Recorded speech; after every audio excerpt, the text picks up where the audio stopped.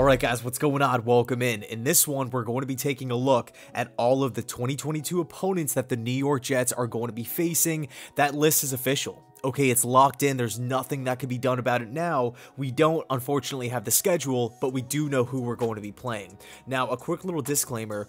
The Jets have an extra road game this season. Obviously, this year we had the extra home game taking on Philadelphia. That was kind of the extra game thrown in.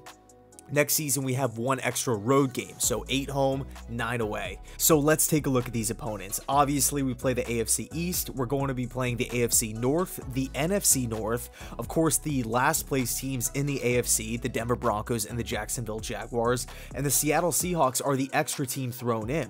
Now, if we look at the home and away splits, home, we have the Bills, Dolphins, Patriots, Bears, Baltimore Ravens, Jacksonville Jaguars, Cincinnati Bengals, and the Detroit Lions. Away, we have, of course, the Bills, Dolphins, and Pats, the Pittsburgh Steelers, Green Bay Packers, Cleveland Browns, Denver Broncos, Minnesota Vikings, and of course, the Seattle Seahawks. So let's talk about these teams quickly one by one and kind of discuss where they're currently at. Are they trending upwards? And obviously, I mean, there's still so much that needs to happen before next season. Free agency, the draft. I mean, some of these teams will probably be getting new head coaches next season, maybe a couple quarterback changes on this list, but let's start with the AFC East. Buffalo Bills, one of the best teams in the NFL. I don't see them getting worse, in the near future, especially not next season. Those are definitely going to be tough games. We know this. They're a playoff team this year.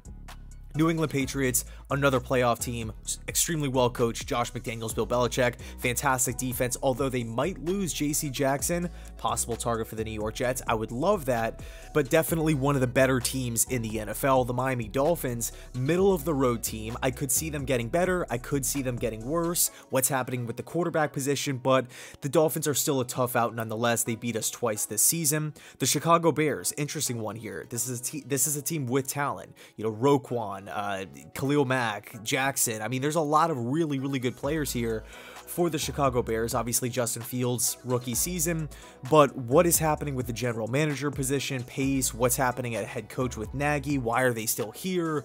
I feel like it's those two guys are going to be on their way out. Who are they going to bring in? Okay, so that's obviously a huge question mark. So I would say this is a bottom tier team, not bottom 5 team in the league, but kind of that bottom 10 range. But who knows what they do this offseason. Baltimore Ravens, well coached. Not a playoff team this season, but middle of the road, a little bit above average. Definitely going to be a tough game, but I do like how that game is going to be in MetLife Stadium. Should be interesting. Jacksonville Jaguars, bottom 5 team in the league. They do have a couple pieces that I really like. Shaq Griffin, Josh Allen, Tyson Campbell's interesting. Same with James Robinson, but the Jags could finish with that first pick, which would land them a Kayvon Thibodeau, a Aiden Hutchinson, maybe an Evan Neal. Who knows what Jacksonville wants to do with that first pick? I would assume pass rusher, and then figure out what to do with Chase on later, but obviously they have a vacancy at the head coaching position. Who knows who they're going to hire? Maybe Doug Peterson. We'll find that answer out in probably a week and a half to 2 weeks from now. Interesting stuff. I do see this team, though, kind of hanging around the bottom 5 for next year. We'll see how it all plays out. Next up, Cincinnati Bengals, a playoff team, absolutely loaded at the wide receiver position. Just an incredible season from top to bottom. Now, are they a top 5 team in the NFL? Personally, I would say no. I mean, hey, who knows? Maybe they'll prove me wrong and win it all in the Super Bowl, or get far, whatever the case may be. Cincinnati is a very, very good team. Okay, although the Jets did beat the Bengals this season. Shout out to Mike White, legendary performance. Moving on, Detroit Lions, bottom 5 team this season, but they have a lot of young pieces that are developing at good rates. I mean, you look at the corners, you look at Penei Sewell, which has been an absolute home run for that Lions organization. The offensive line, Jared Goff, I think you feel good about moving into next season. We look at Dan Campbell and how that culture is starting to change in Detroit.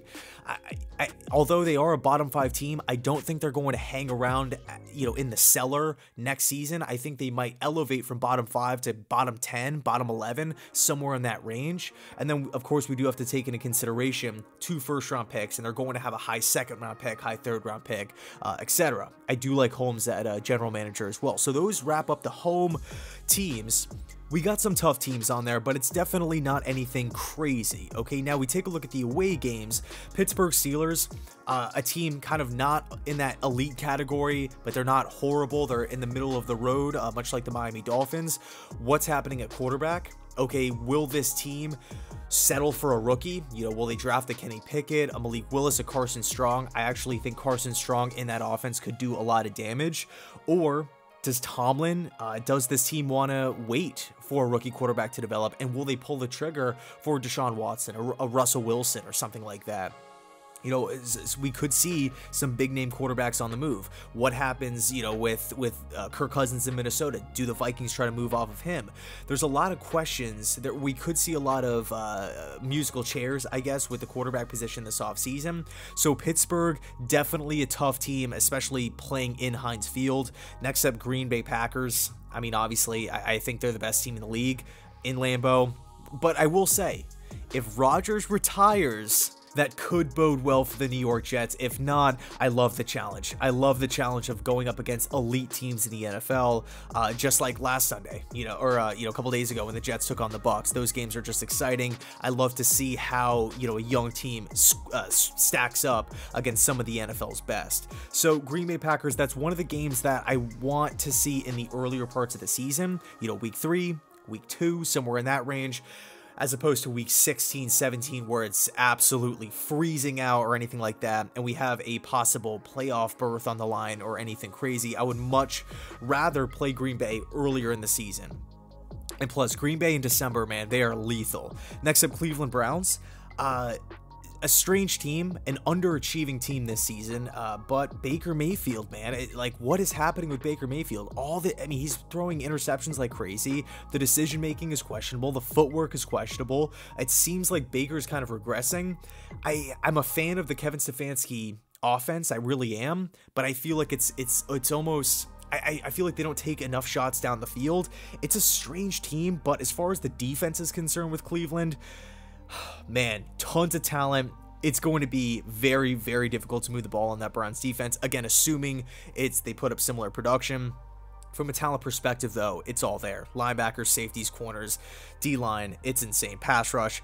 Next up, Denver Broncos. This is one of those games where, you know, this season we were absolutely atrocious in Denver. They just mopped the floor with us, no problem. Zach Wilson, he was horrible, but Zach Wilson is a different quarterback today than he was back in the earlier parts of the season, week 3. So should be interesting. Mile High Stadium, you always kind of think of the arm strength in Mile High, and Zach Wilson does have one of the best arms in the NFL. What's happening with Fangio? Personally, I think if I had to make the decision, I would move off of him and bring somebody else in. But Denver seems pretty content with him. I don't know what the plan is there, but you know they're going to play good defense. Interesting team. It's going to be tough. Minnesota Vikings, another middle of the road team. You know, on a good season, they can make the playoffs, but bad year, I could see them being in the bottom 10. Kirk Cousins, do they want to hang with him? Do they fire Mike Zimmer? Again, much like the Broncos, I think if I was making that choice, although I like Mike Zimmer's defense, I like his philosophy, I like how he gets a lot out of his players. I think he does a good job of developing younger players, especially at the cornerback position.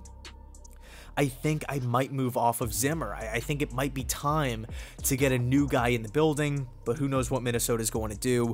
And then Seattle. And Seattle is just the ultimate question mark. Pete Carroll in his 70s might retire, might step down, they might fire him. Who knows how that potential departure is going to play out. But I just don't see Pete Carroll sticking around for next season. Maybe he's there. And then Russell Wilson. You know, does Wilson get moved? There's been a lot of smoke, and when there's smoke, there's typically fire. There was smoke in the offseason. Even in the season before that, there were still some rumblings here and there, like to the Raiders and whatnot.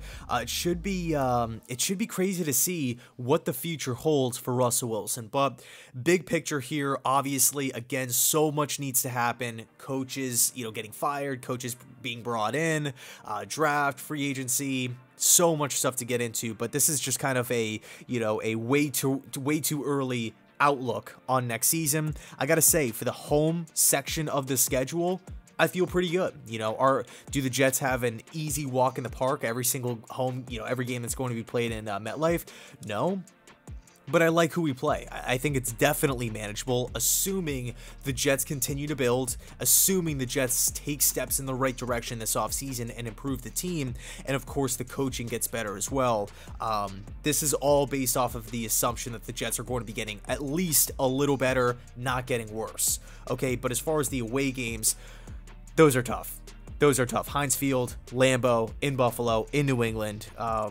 You know, I mean, I know Seattle's had a down season, but in Seattle, in Minnesota, in Cleveland, in Denver, that's a gauntlet. But you know what? I'm excited for it. Anyway, let me know your thoughts. I appreciate you watching. And as always, go Jets.